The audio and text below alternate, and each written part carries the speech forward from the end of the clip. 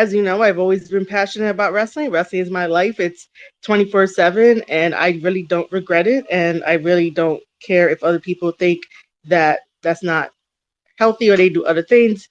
That's dumb. When you come into one of my sessions, whether that's on Twitter Spaces or on live streaming, either on kick.com/Marie Shadows or twitch.tv/Marie_Shadows, or anywhere else that you see me live with my buddies as a panel guest, you know, I want to make sure that that authenticness and my love and passion for wrestling shines through. And all of my accolades and credentials and all of that, that shines through too. So this episode is obviously night 4 of Best of the Super Juniors. It is the review for May 16th, 2023. And before we get into the actual review, just know that there is still time for you to sponsor me if you ever want to sponsor me, because I am going to be doing commentary this Saturday at Goddesses of War Wrestling over at New Jersey. There is a flyer with me on it, and I've been really gushing about it like throughout this whole entire week. And honestly, I am quite nervous, but at the same time, I'm excited because that's one of the things that I wanted to do in wrestling other than just do podcasting. And I, like I said, I do have a playlist of all of my practice commentary. And, I put that on the back burner because there was just a rise in commentators. And I was just like, well, I don't really have the confidence at the moment.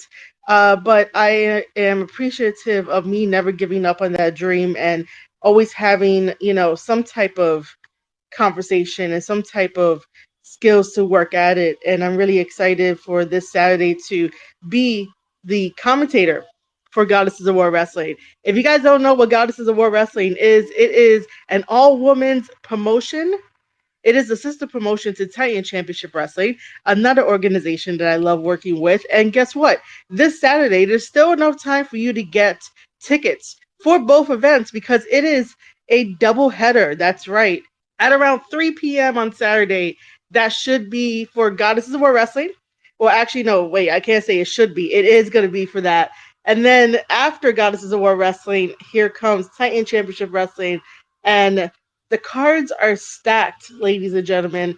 I will get into, talking about the matches in either another Twitter space right before the event or maybe on a live stream. I don't know yet, but I really do want to bring a spotlight and a light to both Goddesses of War Wrestling and Titan Championship Wrestling. Again, they are both going to be in New Jersey, a doubleheader. Do not wait and get your tickets now. You can head over to Titan-championship.com and it'll take you to the website. Like Google Titan Championship Wrestling, takes you to the website, and there is on the navigation page, there's a thing called like tickets or upcoming events. Click on it and you'll be transferred to the ticket page, or you could just go to the Titan Championship Wrestling's Twitter account, and they always post up the links and everything like that, so you can get your tickets, and we could all enjoy a very, very good time on a Saturday, May 20th, for both Goddesses of War Wrestling and Titan Championship Wrestling. And who knows, if you guys come over to those events, you'll definitely be on my vlog. You definitely can give shout outs. You guys can put yourself over because I will be trying to do some type of double duty of commentator and like vlogging. I don't know how this is gonna work, but like, man, I just love what I fucking do. I just really do. I just love everything about the opportunities that I'm given, and I want to take each and every one of you guys along for the ride for this. All right. With all of that being said, we could jump right into Best of the Super Juniors.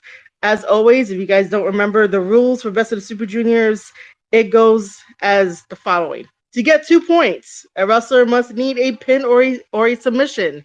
To get 1 point, a wrestler will need a countout.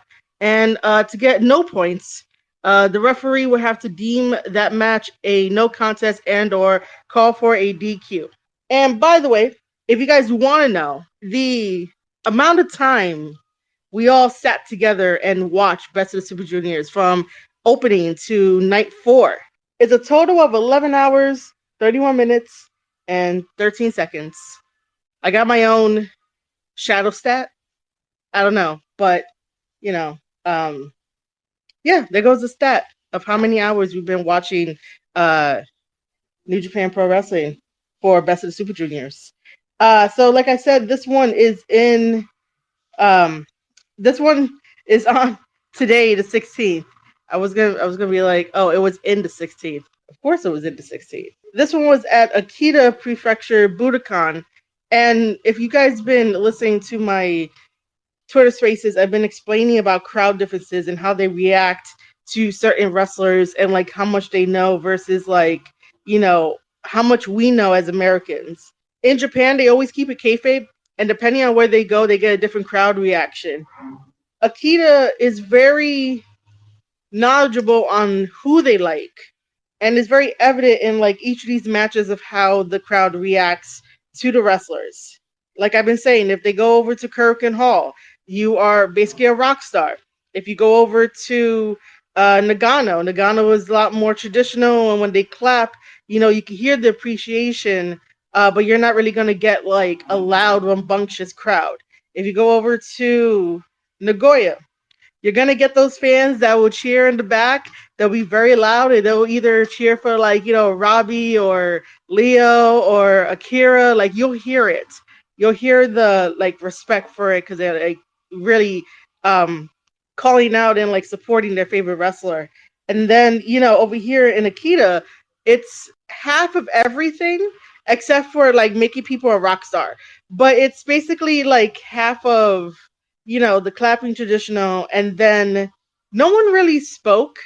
Everyone was just like, you know, you can hear the claps and again like the ooh ahs and stuff like that. So I'm just gonna go right into the match card. So for Block B, we had Clark Connors versus Yo. And something surprising happened in this match. Like two surprising things happened in this match. We're getting like a really nice roller coaster of character development for Yo, which I am very proud of because for the most part, after Yo and Show broke up, after Roppongi 3K broke up, I was like, all right, Yo, like, you know, show me what you can do. Like, let me know what you can do on your own. Show is fine. Even though Show aligned himself with House of Torture, Show is doing great.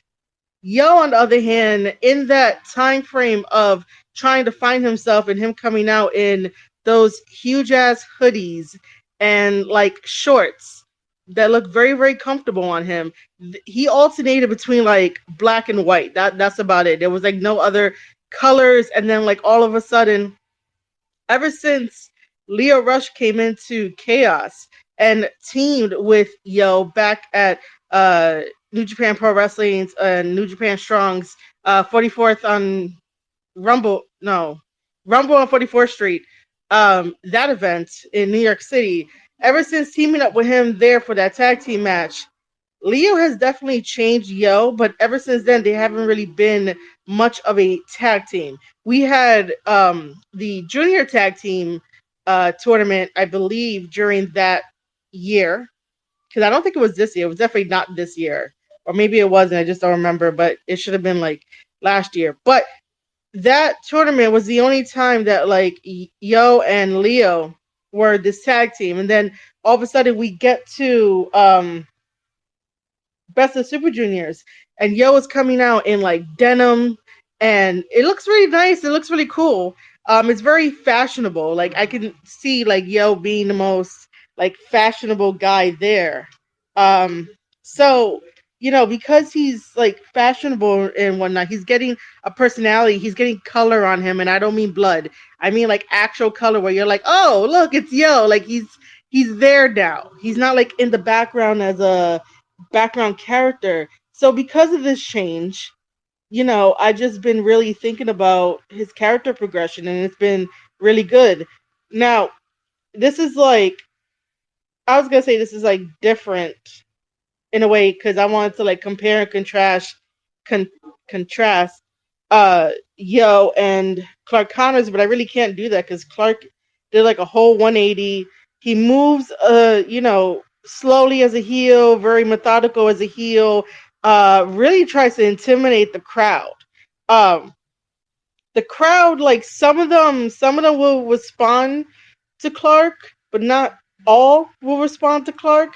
Once I get towards the ending of this, then I'll explain a little bit further of how he finally got the fans to like react to how he wanted them to react. Because for the past 3 nights in 3 different crowds, well, I can't count Kirk and Hall because, like I said, whoever goes to Kirk and Hall, you're automatically a rock star. It does not matter if you are a heel or a face. When you are wrestling in front of a Kirk and Hall crowd, you're basically a rock star. You could do whatever, they'll still react, the way that you want them to react and you want to hear it.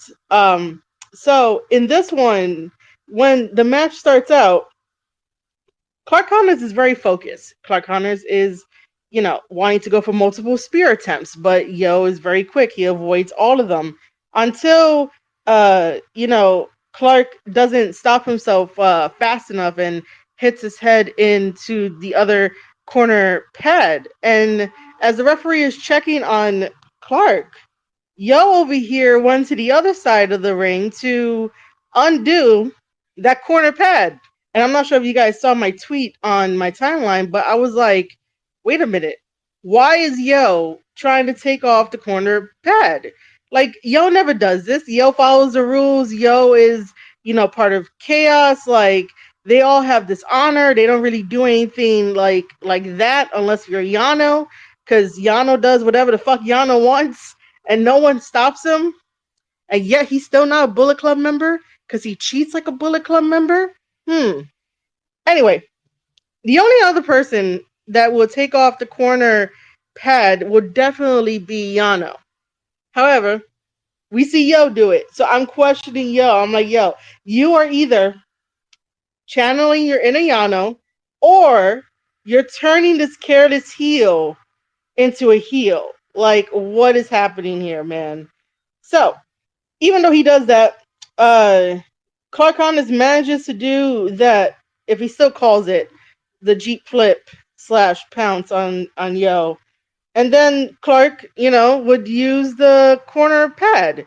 The referee allows this to happen as Clark, hits Yo multiple times with the corner pad. And then it just felt weird. It was like, but Yo took it off. Clark is using it against Yo. Like, what was the point of that, dude?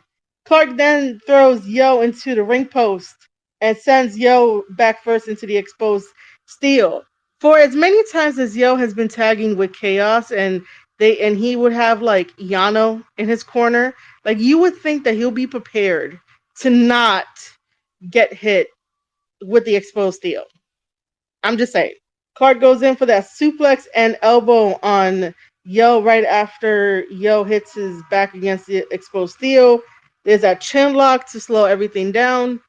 Yo manages to get some offense in with a nice cannonball to the outside on Clark. Clark did not really see that coming. Following it up with a twisting crossbody to Clark. But Clark is like, I'm not going to stay down this time. Clark does a beautiful power slam. If you guys know anything about like the way I podcast and the way I look at wrestling, there are certain moves in wrestling where I'm like, yo, there's some beautiful ass moves. That power slam was one of them. Yo counters Clark Connors' spear into the no chaser moveset, which then allows for Yo to send Clark into the exposed steel. Clark goes for another spear, moves, doesn't really oh, apologies. I read it wrong in my notes. Yo moves out of the way. Clark again hits the exposed steel, and then Yo comes in with a kick, and then a roll up with a bridge, and another surprise win from Yo. The last time this happened was at the last event or night.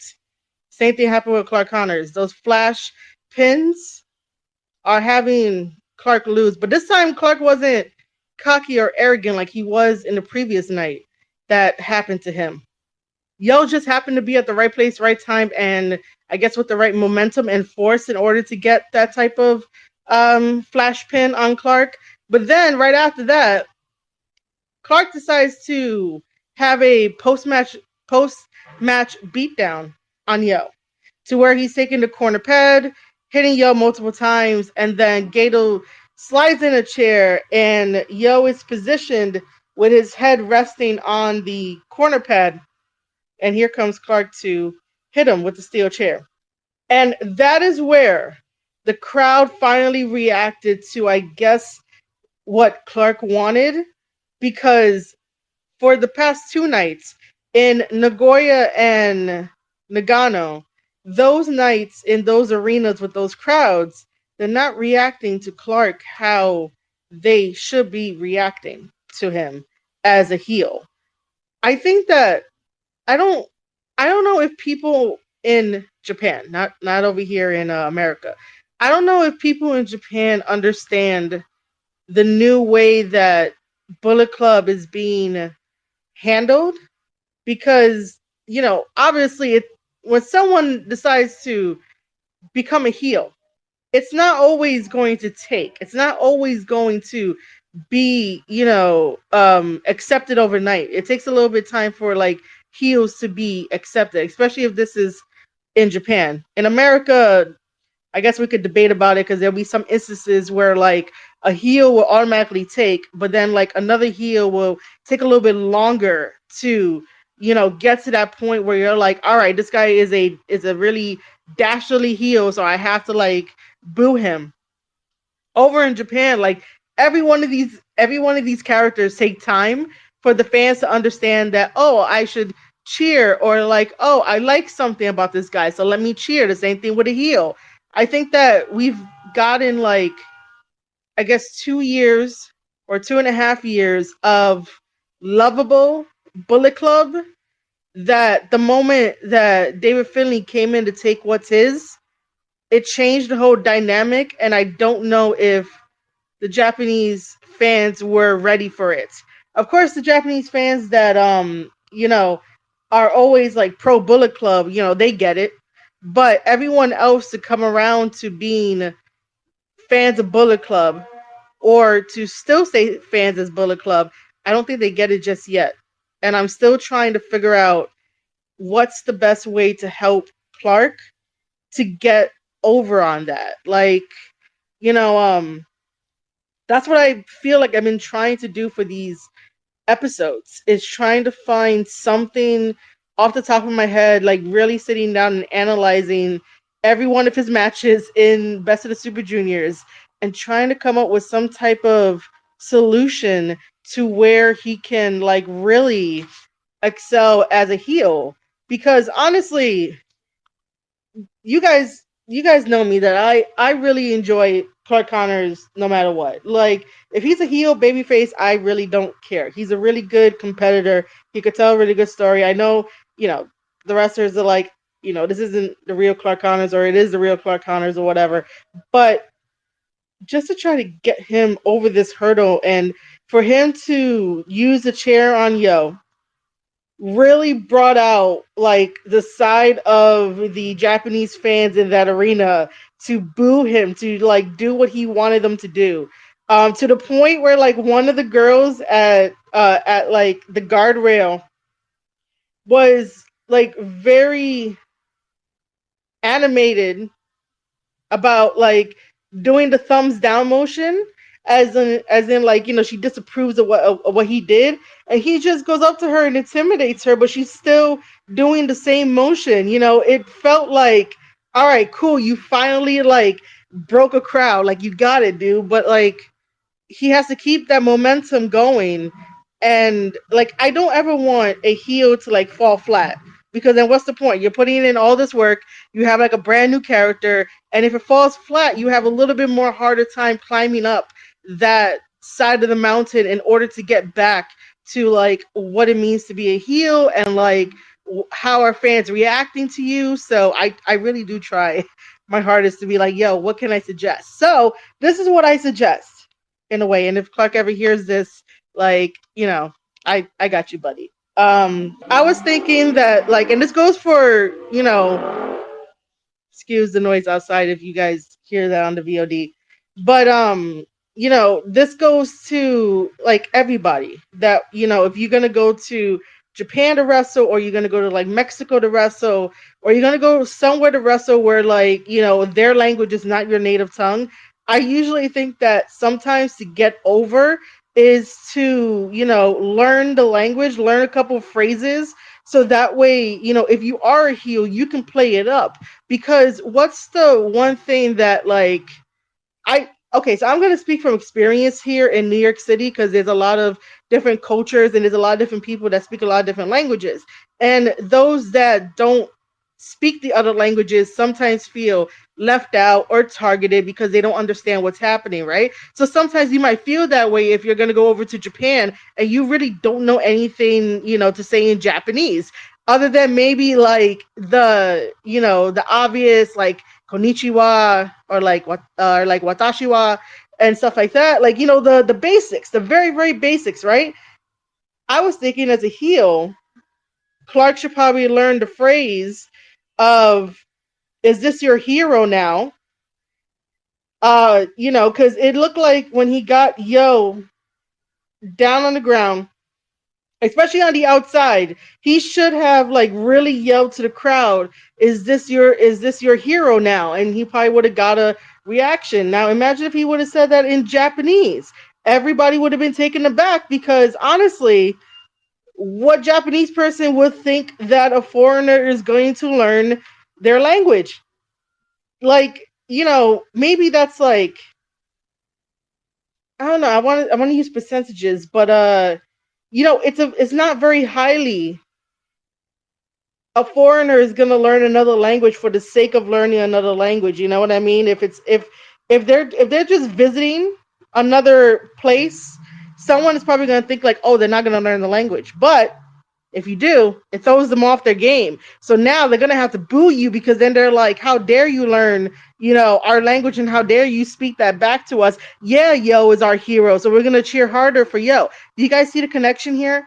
Like, this is what I fucking do. I just think of stuff off the top of my head and try to make sense of it and try to give suggestions. But that's the only thing that I can think of is like, if you want to try to get this heel character over, you end up doing that. You end up, you know, learning their language. I even suggested this too when, you know, we had the upcoming match on WWE with Bianca versus Asuka. Another layer to Bianca Belair for her to be champion. It would have been great if she would have learned a couple phrases in Japanese and then like say it back to Asuka, because if no one on that roster is going to have a character that's similar or greater than Asuka, and you're going to be an ordinary person, then your best bet is to learn the language and try to be on some type of playing field with your opponent that you know nothing about. Like, I mean, well, she knows about Asuka, but I'm just saying, like, in terms of character wise, like, if you see Asuka, I don't know if we're going to call her an entity. I don't really think she's an entity, but you know, for the sake of this, if you are not gonna match up to the character or become greater than the character that Asuka is playing, your best bet is to learn her language, throw her off her game, because now she has to start thinking about, oh, well, if she learned Japanese, does that mean that she also switched up her moveset? And if she switched up her moveset, then I have to work on my game in order to make sure that, you know, Bianca doesn't get a one-up on her. Like, it's a game of psychology and like manipulation and playing that mental game, you know? So I hope like all of that made sense. And if it does, let me know. Shoot me a DM or something. I just like to make sure that like the wrestlers that I talk about and that I show love for can really try to elevate themselves and think outside the box, because sometimes they get put into a box, they go, go, go, go, go, but they don't like step back and be like, oh shit, you know, how else can I, you know, elevate myself? You know, you can have all the matches in the world, but again, how many people are going to remember those matches if you're not making any type of connection with the fans, with the audience, with the internet? By the way, the internet does come last if you want to like make a connection. You make better connections when you're there live in person at the shows And then later on, that person that you made the connection with, they'll put that, interaction online, they'll put your match online, and then that's how those connections become grander for you to get more followers and shit. So it's live events in person that makes you who you are, and then the internet takes it from there and like blow you up. Um, Not in any harmful way, but to put you over. I just said that to put you guys over. Um, so yeah, I know I spent a lot of time on the first match, but I just wanted to make sure that like I got the point across of, in order for Clark to succeed as this new heel in Bullet Club, I think that might be a thing to try out, you know. And by the way, whenever I give advice or any type of suggestions to like improve, it doesn't mean you have to like scrap everything. It just means that like if it works for you, it works for you. That's awesome. If you think that, maybe it could work for you, you could write it down, put it away somewhere later, and you never know. Sometimes in life and or in your career, you might look back at it and be like, "Hey, I might need this advice now. So let me go, take this advice and go do it." It doesn't necessarily mean that like, you have to go do it this very second.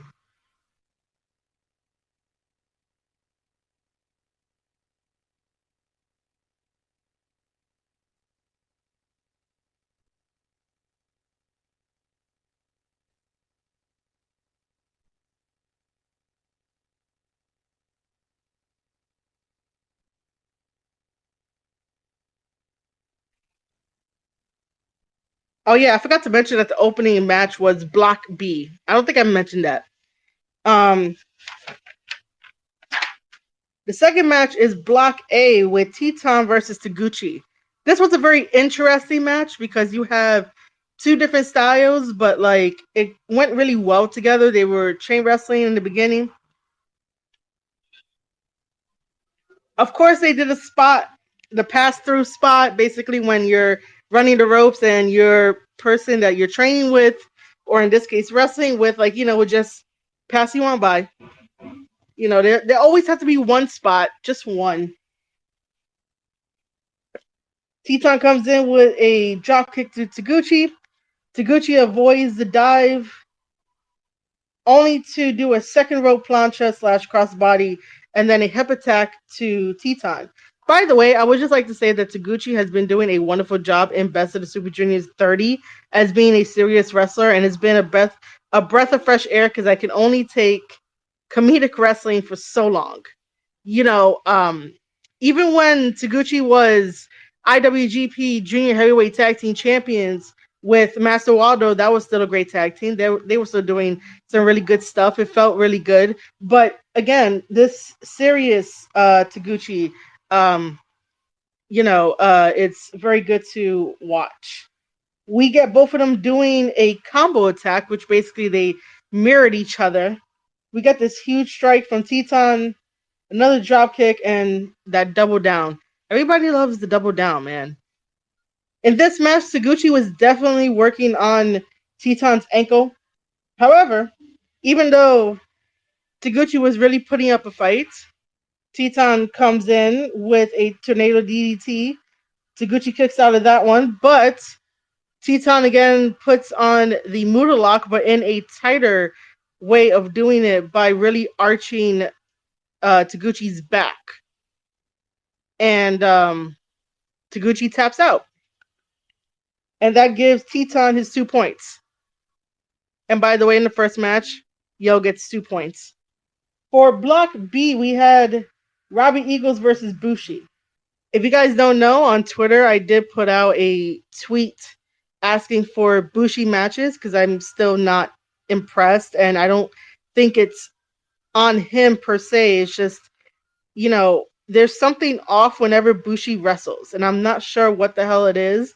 And the matches I've been seeing him have in Best of the Super Juniors for this year have not really been impressive. There's something off, as if like he's either a step behind or he gained a little bit of weight and don't know how to wrestle with that little bit of weight, or there's just something completely off whenever he wrestles with certain wrestlers, or he just wants to focus on the game plan and this is what we do, this is what we have to do, and he can't really stray away from it. So when I did that, I want to give a quick shout out to um Trujillo SP3 for giving me a whole entire list of Bushi matches. And as you guys know, today is Tuesday. Tuesdays are reserved for Tape Study Tuesdays, where we watch wrestling matches of a particular wrestler or spotlight an indie wrestler, which, by the way, if you are an indie wrestler listening to this after the fact, if you want me to watch your match and give you feedback, like live feedback, like in real time feedback, DM me, let me know, send me a match, a really good one, and I will gladly give you feedback if you want me to. It's up to you. But Tape Study Tuesdays and now Tape Study Thursdays, which is an extension of Tape Study Tuesday, those are days reserved for watching wrestling matches. Today, hopefully, I can stream some Tape Study Tuesday, and I was gonna watch some Dan Maloney matches, and then maybe Thursday, if everything goes well for Thursday, because I got a freaking dentist appointment, we'll watch some Bushi matches. Because even as I'm looking at this list, like Bushi versus Ospreay and New Japan Pro Wrestling's Power Struggle in 2019, or Bushi versus Kushida in New Japan Pro Wrestling's Best of Super Junior 24, Day 5. And then also again, but this time at like Destruction in Kobe in 2018. That stuff doesn't like pop out to me.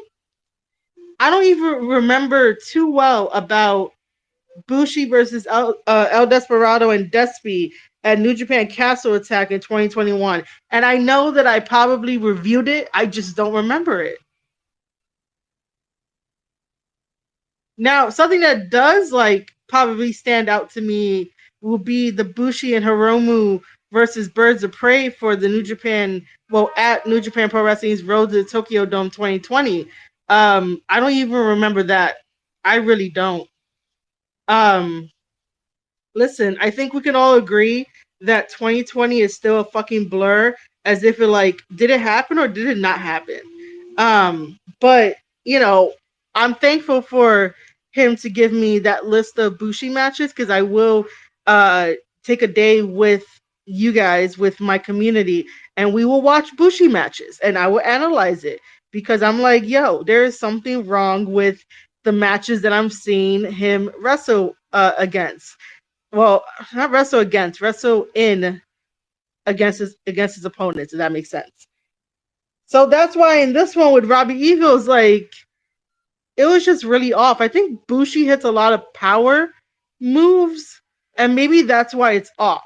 Because the power moves don't really help him or help his opponent, and doesn't like mesh well in the style. So maybe that's what it is, that like Bushi does freaking power moves, even though he's like a luchador. So anyway, that's just my dilemma. I'd rather have you guys know like some of the tweets that I tweet out during Best of the Super Juniors. So Bushi drop kicks Robbie's knee. We get a neck breaker. Bushi ends up putting the SCF on Robbie, but rope break, and Robbie likes to do those short suplex maneuvers, which looks really cool. We get a flying mid kick, almost near fall. We got some double knees to Bushi, but Bushi kicks out. And Robbie goes straight into the Ron Miller special. We get a rope break, and then a DDT on the apron by Bushi to Robbie Eagles. Now that I'll give Bushi credit for, and like any other wrestler that does that, like hanging DDT onto the apron. We got a kick to the chest and chin area. Like Robbie went in and like kicked him, and then he fell back. And when I say he, I mean Bushi. And Robbie went for the cover, and 1, 2, 3, and that was it. So that was like a really short match that gained Robbie 2 points. Usually matches with Robbie Eagles goes at least like 15 minutes, close to 20 minutes. Yeah, this wasn't that long. So yeah, stay tuned for, looking on my socials about when I'm going live to watch Bushi matches, because if you want my opinion and commentary, like I would gladly give you my commentary and stuff like that. But yeah, it's to really like get impressed with Bushi and like learn more stuff. Um Block A had TJP versus Doki. This match could have been the shortest match in like, I don't know, maybe New Japan history or Best of Super Junior history, because TJP was not waiting. TJP was like, fuck this guy, and used his speed to do a baseball slide and throwing him back into the ring. When I say him, I mean Doki. Throwing Doki back into the ring to do a Mamba Splash and try to get the 1-2-3. And it was just exciting. The crowd came alive for that match because TJP was like, nah, I'm going to end this within like 4 seconds, 5 seconds. So after all that, TJP still continues going after Doki with a crossbody to the outside. Another Mamba Splash, but however gets caught with the Doki Choki. Because Doki was like, nope, I've seen this before. We get a dive to TJP by Doki. And then TJP sends Doki head first into the entrance steel, where everyone makes their entrance out and they have like the little steel structure. So he throws his head in there, and then Doki returns the favor. TJP decides to suplex Doki on the rampway, and then we get a swinging suplex to TJP from Doki. We get a double stomp to TJP. TJP kicks out of that. We get Daybreak finally, and then TJP does this like really cool move that it's a Cobra twist, but then he flips Doki onto his like shoulder blade area and goes for a pin. We get some face washes, then a Mamba Splash, and Doki comes up with the knees and then transitions TJP into the Doki Choki. TJP escapes that because TJP is a escape artist, and Doki goes after for a cradle, which nearly got him the win. It nearly got him the win. However, TJP wins in the end with a Mamba Splash, and Doki does not get 2 points. So TJP gets 2 points added to his overall at the moment. The good thing about these Twitter spaces is that you guys get to hear how I sound in real time. Again, there are no scripts. The only thing I am referring to is my notes to give you character development, commentating thoughts, stuff like that. Now we come to like one of my favorites match of the night, which is Block B. Two United Empire boys, Akira Francesco versus Dan Maloney. Dan has been really surprising in this tournament of Best of the Super Juniors. And I really do like that he's part of United Empire. And Akira is just good. Man, Akira is amazing. So to have these two guys fight, it was really nice to see. And I really enjoy when United Empire guys end up fighting each other, because it's about competition. It's not about, sort like, if someone loses, they're not going to be like, oh, you're such a sore loser or whatever. It's a brotherhood, it's competition. That's exactly what it is. Most members in other groups are afraid to fight each other because that might cause destruction and division and anything you want to think of. And so, like I said, this is why I like United Empire, because even though it's a brotherhood, they know it's a competition as well. They had a very beautiful opening start of trying to figure out who's going to get the first strike in, who's going to probably get the first move in, and both of them are really solid. And I think this is probably the first time them ever fighting. So, it felt like a natural match. But Dan is quick to get the first strike in with a drop kick and then a vertical suplex. And then we get some like chop and kick exchanges that end up having to have like a near fall. Akira comes in with some chops, but Dan is just a little bit more heavy-handed than Akira. Akira could take all the punishment in the world. This guy is amazing the way he absorbs punishment.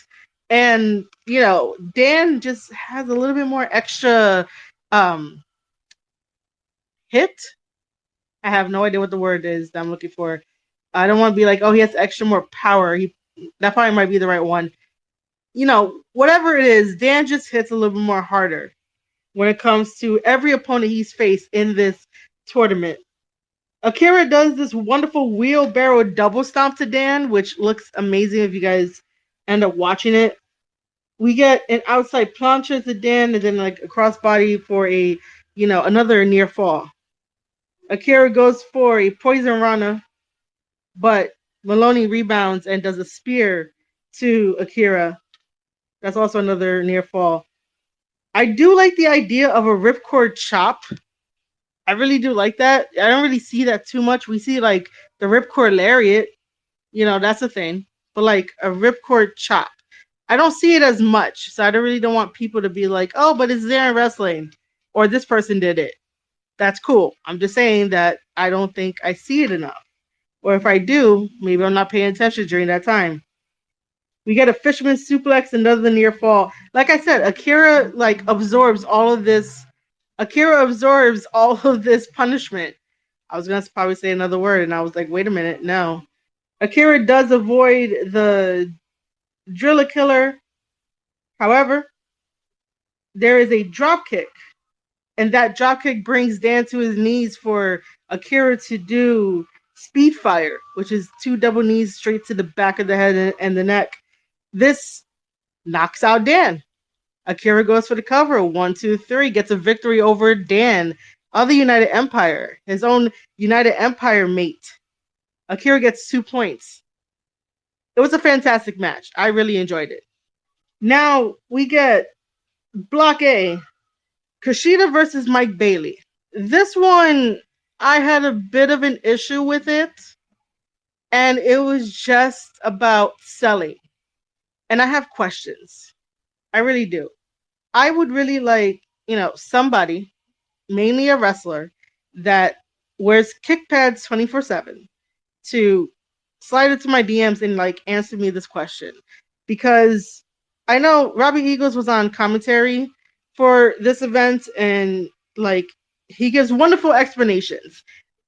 So Robbie Eagles was mentioning how people think that the kick pads that wrestlers wear is for protection when maybe if you're going to throw a kick and you hit the ring post, which what happens in this match, that is for protection and stuff. So, normally I would be like, well, yeah, I would think that you guys wear it for protection for, if you, just in case you hit the ring post or, you land on the mat and your legs don't absorb the shock directly, but the knee pad absorbs some of the shock, but you still feel it. So that's why I think you guys wear knee pads is to absorb that shock. But Robbie was explaining how it's about adding extra power and hurt to the opponent when you kick them. How much more can you hurt your opponent if you got thick ass shin guards and knee pads? So here's my question. Even if you do hit the ring post, wouldn't your shin still be crying out in pain for the whole entire match, aside from adrenaline rush? Because I can understand adrenaline rush, that you're not gonna feel the pain, but wouldn't you still have to at least? Well, I mean, you wouldn't have to. I mean, normally would you still walk a little bit funny because your shin is fucking hurting after you hit the ring post? If that makes any sense. So let me put it in this context. Let me put it in this context. So the match between Kushida versus Mike Bailey, it started beautiful. It started beautiful with excellent chain wrestling, some grappling. Kushida is on his A game. So is Mike Bailey. They both go for like, that double heel hook, some chops, some kicks. And then this is where Mike Bailey like ends up hitting the ring post, but he kicks the ring post because Kushida ducks down. And I think like Bailey does this on occasion because I know I've seen like other clips of him doing this. By the way, how is his shin not like shattered already? And by the way, does Mike Bailey know of like is has he ever taken Muay Thai classes? Because I heard, which I don't know if it's exactly true or not, someone has to let me know if it is, but I've heard that like if you take Muay Thai classes, you essentially have to kill the nerves in your shins so that way you don't feel the pain. Is it Muay Thai and or kickboxing? It should be like that type of martial arts. So like I just want to know because I've seen Bailey hit, the ring post several times on different occasions, depending on the clips and where they're from, and his shin would automatically hit the ring post. And I'm like, even though you have those shin guards to protect you, sir, is your shin not shattered by now? The same way that I, question his knees. Like, is Mike Bailey a robot from the waist down? Or at least from like the knee down? Is he a robot? That, I want to know. And by the way, if that becomes a rumor and it circulates, that's gonna be really sad.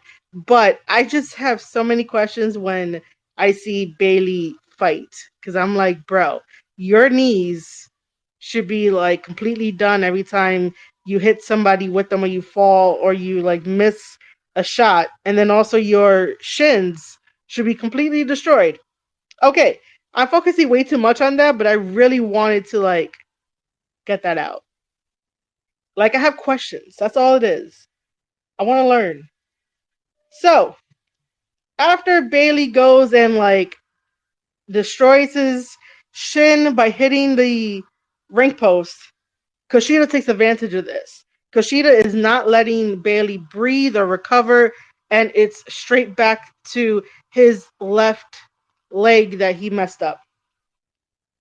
However, uh, Mike Bailey still decides to do a running moonsault, and Kushida traps Bailey with this Kimura.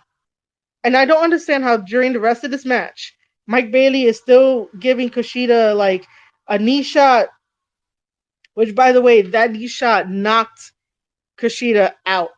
But he managed to get up by the count of 9. And then Mike does some more kicks, and there was like attempted pins and double knees and going on to a rope break. Kushida's over here doing a Cobra twist on Bailey to like subdue that speed. Some more kicks, that twisting kick. Kushida avoided the double knees. Some kicks to Bailey's arm, and Kushida puts in that Kimura lock. However, again, Bailey using his knees and his leg. We get a fisherman powerbomb, almost a near fall. However, the thing that ends this match is this heel hook that Kushida does. And then he does a double heel hook and really like twists his body, and that has Mike Bailey tapping. So Kushida gets 2 points. It was a very interesting match. So let me go back to what I said in the beginning, that there was like one issue with this, and it was called selling. I don't understand how Bailey was able to continue to do all that, like the kicks, being on his left leg, and not really caring about trying to sell it. He was selling it like very little. But with something like that, like you gotta sell it the same way that he was selling his toe when he fought Show. Like if you're gonna decide to kick the ring post and your shin is gonna hurt, like you gotta sell that through and through and through. Like it has to be there. It can't just be like, it happened But then, like, most of the match, I don't really see anything. No hopping, no trying to push Kushida away to try and get some life back into, the shin and whatnot. It's not like an overly bad thing, but I would have just liked a little bit more selling, a little bit more believability, because now it's just like, did you really kick the ring post for real? Like, I want to make sure, I want to keep it all kayfabe. I want to make sure and tell, the fans who are listening to this that, like, yo, man, like, he got hurt, but he triumphed and persevered. And I bet, like, afterwards, it's probably going to kill him. I wonder if, like, well, not kill him in that sense, but, like, is he going to be able to compete for the rest of the event? Like, my job is to try and get that emotion conveyed to the fans, and I just can't do that with this one. I will say that, like, Mike Bailey has bought his A game to Best of the Super Juniors I mean, wrong thing. The same way that Kushida is doing the same thing. Um, but yeah, that was just my little problem with it. Because if he was gonna really sell his big toe or his foot in general when he was facing Show, at least, sell that shin, sell that leg. Like, if you have to push Kushida away, that doesn't mean that, it doesn't mean anything, whatever anyone else wants to make it out to be or whatever it is. But yeah, that's the only thing that I wanted to really touch on. And by the way, is Mike Bailey a lefty? As in, like, is he left-handed? Because I've been starting to notice that he does a lot of things left side heavy. So I just want to know if he's left-handed. Just a curiosity. We move on to Block B, which is Kevin Knight versus Desperado. This was a fun match.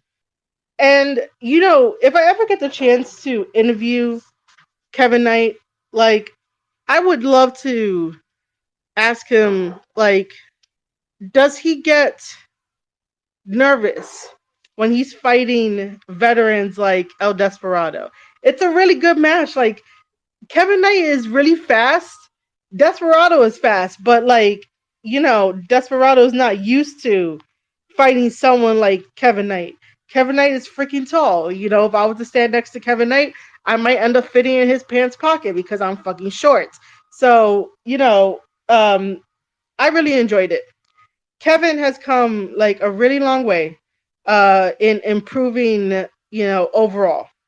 And I think that Desperado probably respects him after this. So even though they started off in a very, very fast pace, flying all over the ring, and even to the outside, and even to the point where Desperado was like, where the fuck did he go? Desperado still manages to slow down this match just a little bit by doing a knee breaker and working the knee of Kevin Knight because, Desperado has numero dos. But because Kevin Knight is so freaking tall, he's able to get to the ropes, like, with no problem. We get a really high drop kick and a tope con hilo to El Desperado on the outside. Springboard cross body, which looked really nice, onto Desperado. That sky high powerbomb that he does, man, like, even I, like, have a reaction to it every time that I, watch it. I'm like, bro, my breath is leaving my body too every time I see it. But Desperado kicks out because you can't keep Desperado down. Kevin kicks out at, the Pinche Loco. We try to get a crucifix pin attempt, then a cradle pin attempt, but El Desperado puts on numero dos. And man, he's really, like, working that leg around his neck in order to get Kevin Knight to tap.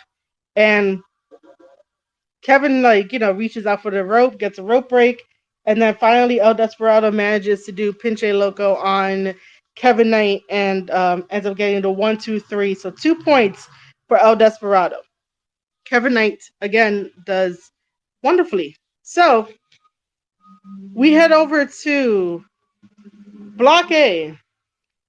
Block A is Show versus Hiromu. and it's another House of Torture. And the crowd in Akita, like, doesn't react the same way as everyone else does in Japan about House of Torture. The only two people that were correctly reacting to House of Torture was Kevin Kelly and Robbie Eagles. The crowd was reacting, but just, it wasn't as, it's not as vocal. It's not as like, you notice them. So House of Torture thinks that they are clever. They always think that they're clever. They're a household name, but they always think that they're clever. Evil comes out first. Evil goes to the Japanese commentary table. Milano is like, why the fuck are you here? Like, you're not supposed to be here. Milano was probably like, I don't want you on commentary. Then Sho comes out. Sho is not even in ring gear. And then Sho gives the ring announcer, I should know the ring announcer all the time. Like, I should know his name.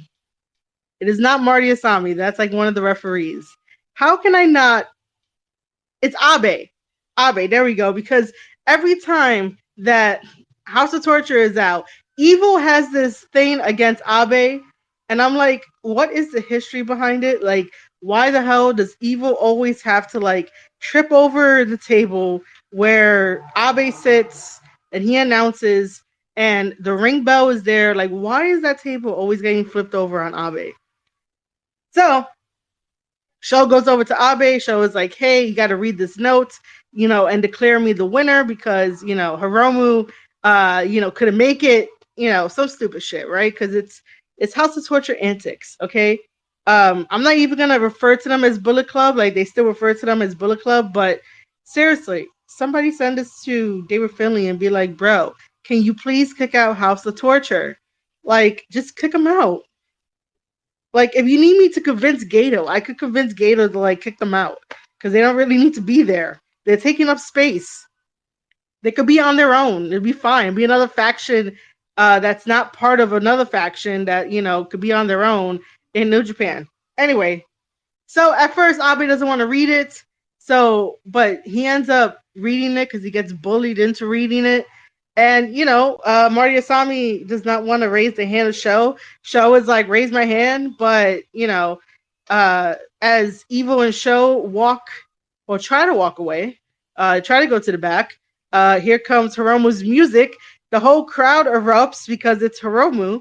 And Evil's face is like, what the fuck? Like, their plan got thwarted. And then here comes Hiromu with his running dropkick to Sho and being like, nah, we're having this match. There's a lot of flurries of attacks. Hiromu ends up doing the Death Valley driver into the corner with Sho with Sho there. Basically throwing Sho into the corner, doing the Death Valley driver. That's a better way of saying it.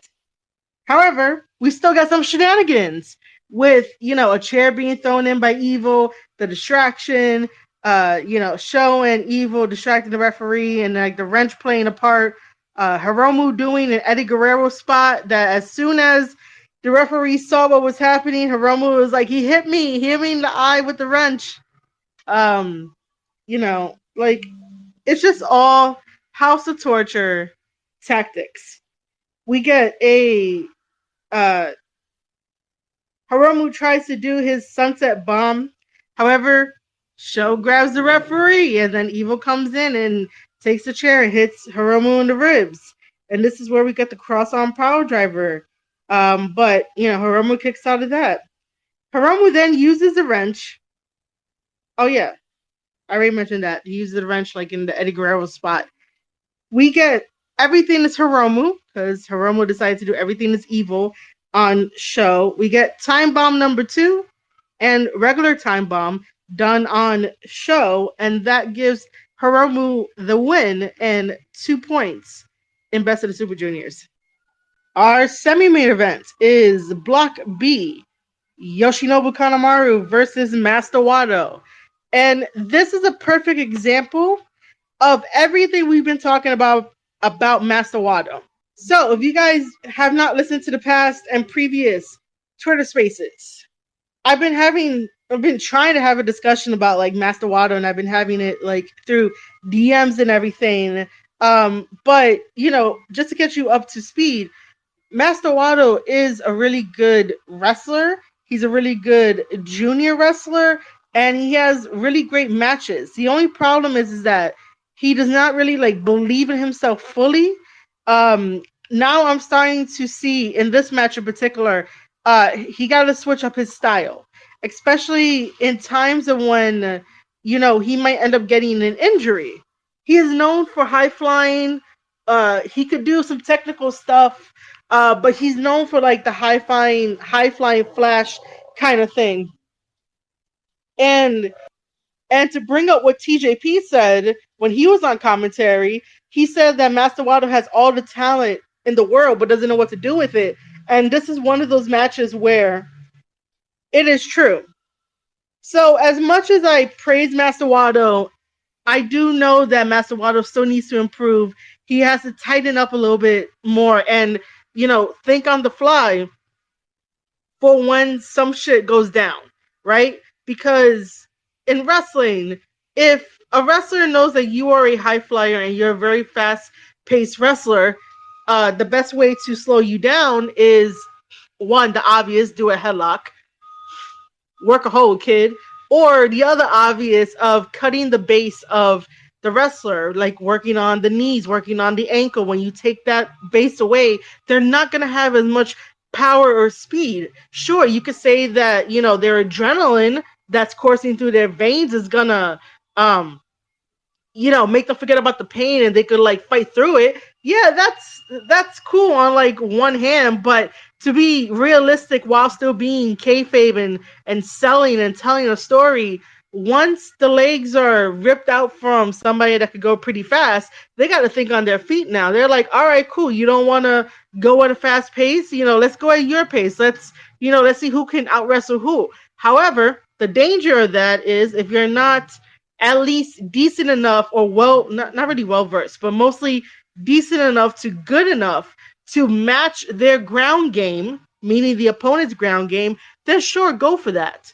But I really do think that every wrestler should at least train in different styles of professional wrestling and other styles of martial arts, and like just be an all-around competitor, because you never know when like you're facing somebody and they might just end up that one day, that one night, that one match, be like, you know what? I'm tired of this guy always using his speed, so I'm gonna take out, you know, that speed. I'm gonna take out that agility, and I'm gonna redo my move set to take that out.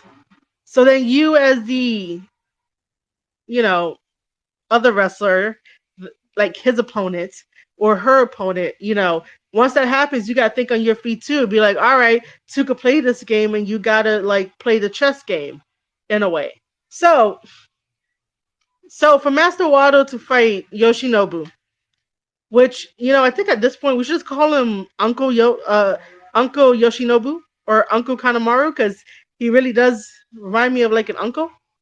Yoshinobu ends up working on Master Wado's leg because he sets up people for the figure four leg lock. And so because of that, you know, Master Wado is still wrestling on that bad leg that he's selling. He's selling it wonderfully, but he's still doing like high risk moves. He's still doing, you know, very like acrobatic stuff, drop kicks, springboard job kicks, like anything that his move set is about high flying, he's still doing it. And I'm like, sir, you're going to further injure that knee to where maybe it could get like seriously injured.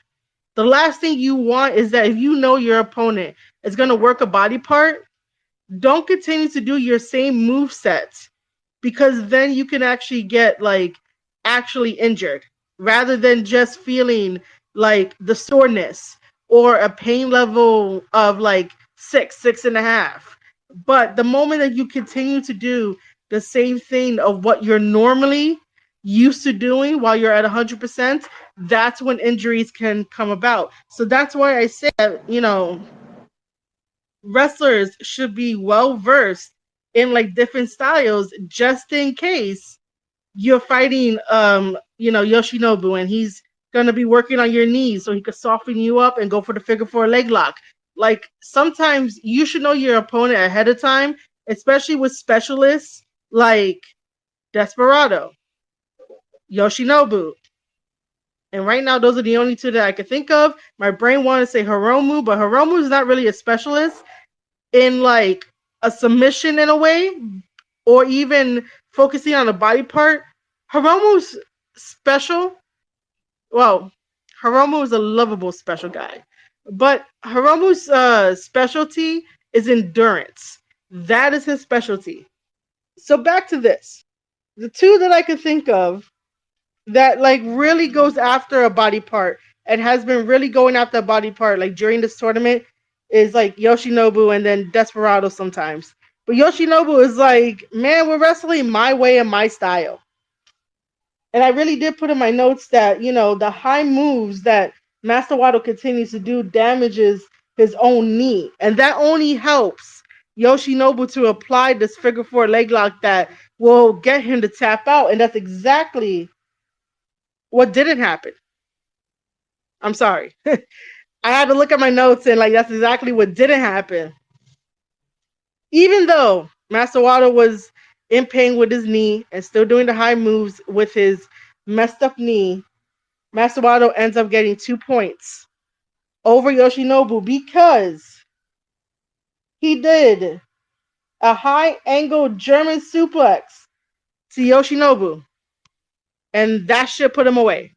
And of course, Master Wato was surprised, as I was surprised. But still, man, you can't rely on putting yourself closer to the brink of getting injured super bad or of losing in a tournament that you need to win. Smart wrestling takes precedent, and if someone is focusing on your body part, then make sure that you have enough decent knowledge of trying to switch up your style mid-match, so that way the body part that has been really worked on can take time to heal. Now we come to the main event. This is the last match. It is Block A. It is Lio Rush versus Taiji Ishimori. This was a very good match, a very interesting main event match. It's a little jarring that they're both the same height because I'm so used to seeing a lot of tall wrestlers and then everyone else, and I'm just like, man, it just is so weird. But that's not a knock to them. It's just a visual thing. Like I said, the match was like really great, but just a visual thing. I'm like, oh, this is so interesting. They're the same height. Because I still think that cameras do not do justice to someone's height or how they look or whatever. And the same thing could go for animals when you are recording them as well. It's all about angles. It's all about angles. Both of these guys were evenly matched, fast paced, and then we finally get into the ring and they do double strong lariats, and then we get a chop exchange.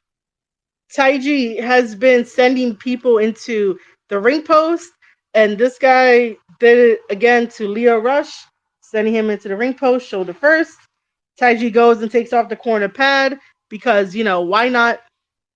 Taiji then goes for Leo's arm, the one that is currently being nursed, and he stretches it with his feet.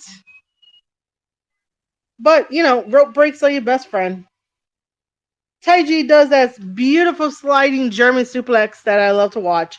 The same thing what Shinsuke Nakamura does. However, Leo manages to do a Falcon Arrow to Taiji in this match.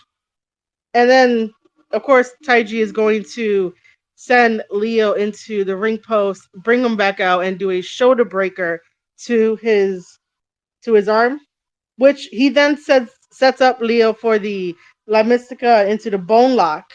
And Leo was going to get to the ropes, but Taiji decided to reposition it. And that's when Leo decided to use Taiji's body weight and momentum to get a sneak roll up. However, Taiji was like, "Nah, you're not gonna do that to me," and kicks out, only to reapply the bone lock. And that's when, Leo Rush, decides to do it again, but escapes, and they both do lariats again, and the double down. Leo comes in with that TKO and then the final hour, but Taiji is like, nope, I'm gonna get those knees up. We get some kickouts, we get a Spanish fly, but the thing that really ends this match is a power drive DDT or rush hour, and then final hour. So like a huge ass Leo Rush combination to put Taiji away. This was a really, like I said, a really good match. Both of them are hard hitting. Both of them are really good wrestlers. The crowd is basically in love with Leo. Like they're on his side. Every single place that they go to in Japan during these 4 nights, every crowd like love Leo Rush, and it's a breath of fresh air because Leo has all those, I don't really know what to call it, but it's just over here, I guess something just wasn't clicking on like the professional side, and if he does ever hear this, I don't want him to ever think that, I shit on wrestlers or whatever, but like, you know, over here something wasn't really clicking. But then if you go over to like Japan or Mexico, like they respect wrestling way much more. We over here respect it too to a certain degree, and then we have, Twitter going at each other, yelling at each other, or Reddit where people yell at each other, or people just trying to, be snobby about wrestling, and then they wonder why like wrestling is not at the boom that it should be, because of all those arguments. But the moment that Leo went over to like Japan, they fell in love with the guy, and like they're pushing him to the moon, which I don't mind. It's a breath of fresh air. It's nice that, we get to see Leo wrestle, different competitors, and actually give Hiromu pointers to do that counter. I'm sorry, that counter. I mean that cutter. Hiromu would never do the cutter that happened on night 3 when they fought in the main event. If it wasn't for Leo, we wouldn't be seeing the character progression of Yo. So I really do think that Leo has found his home, and he is working well with everybody. Of course, I was gonna say like the dirt sheets aren't saying anything bad. They always have some type of quote unquote insider into like New Japan to know about people's contracts, to know about any type of drama that like it's not true. But no one has said anything about Leo, so everything that I've seen Leo do, and the direct positivity that has weaved into New Japan Pro Wrestling and like Best of the Super Juniors is because of Leo. So like I said, Yo having a character, Yo's character progression actually like being really good, and then teaching Hiromu to do that cutter in night 3 during their main event. All really good, all really nice. Now, like I said, even though Leo Rush and Mike Bailey are still in the lead, and I would have to tally up TJP's points and see where he's at. But in the event that Leo and or Mike Bailey do not win Best of the Super Juniors, if somebody else wins it, and in the event that Hiromu is still champion by the time that I say all of this, Mike Bailey and Leo Rush do have the ability to tell New Japan management that they both beaten Hiromu. They both deserve a shot at that junior heavyweight championship title. So, that could always be a possibility. We could always get a triple threat match of Hiromu versus Leo Rush versus Mike Bailey for that junior heavyweight championship title. And while Leo Rush is helping people develop things, can Leo Rush help out Master Wato? just a little bit something, because I'm still trying to figure out an answer to a question that was given to me of like who can mentor Master Wado. I would love to mentor Master Wado. I would love to. I just think that there might be a language barrier, but I could, Chris Charlton could be my translator. Chris Charlton is the best on commentary with Kevin Kelly, but like, I would love to mentor Master Wado. Like, I would definitely sit down with him and go through everything and like make sure he understands this or that, and try to make him into the best Master Wado that he could be. You know, um, he has a talent. I'm willing to like work with talents and be like, hey, let me try to help you out. Let me try to think outside the box and maybe try this, try that. And then if it doesn't work, we could always put it on the back burner, or like, put it in a box where like we could go take a look at it later and whatnot. So, wrestling community, I'm asking you guys, to help push out this Twitter space about, me helping like New Japan people. The best way to support somebody is by word of mouth. And that costs $0. Because everything that you do about like sharing, telling a friend, letting them know about, people with good ideas, or letting others know that they're in good hands when they listen to an episode of the Square Circle podcast. I have no idea where I'm going with this, but it's all free. It's all free and easy to use. And right at your fingertips. All right, guys. That's it for me. This is the whole entire review for Best of the Super Juniors 30, Night 4 for May 16th, 2023. If you want to, maybe I'm going to be live streaming some wrestling matches, watching some Dan Maloney matches.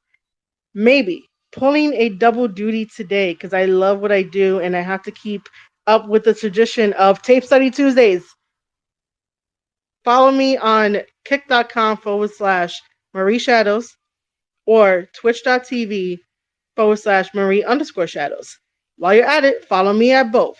And also follow my Twitter account so that way you never miss an update about whatever the hell I do and whatever the hell I post. Also, quick reminder, you still have time to sponsor me for Goddesses of War Wrestling. Goddesses of War Wrestling is happening this Saturday, May 20th.